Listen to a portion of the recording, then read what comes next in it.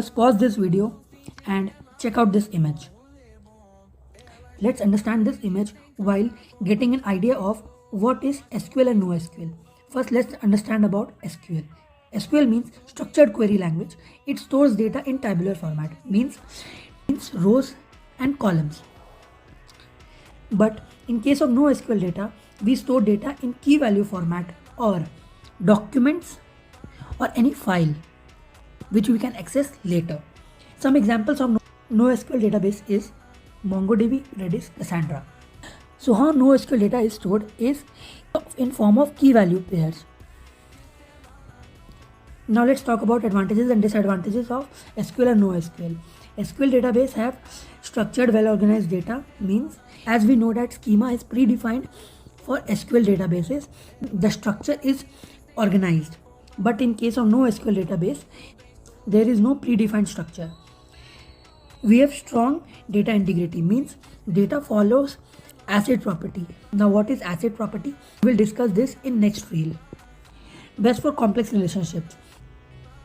We can perform multiple nested queries and get data in a very complex structure. But in case of NoSQL database, in NoSQL database we don't have any predefined structure.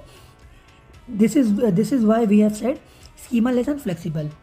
Easily scalable means really highly scalable because we don't have any fixed structure. High throughput means the ratio of querying the database is very high as per SQL databases.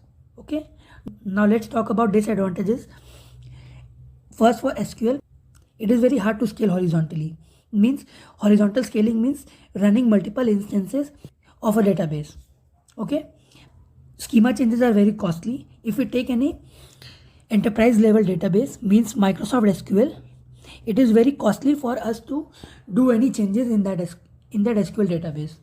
Not recommended for storing unstructured data. Since we have predefined structure for the SQL tables, it is not recommended for us to store data in an unstructured manner. Although we can store JSON in PostgreSQL, but it is not recommended.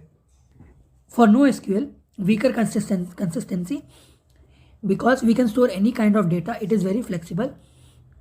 This is the reason why the data is not consistent in NoSQL databases. No standard query language. Since SQL has its own language to query the database, but for NoSQL database we don't have any such language. No database level constraint means we cannot restrict user at database level. We have to rely on any external ORM or object relational model to do such constraint for us.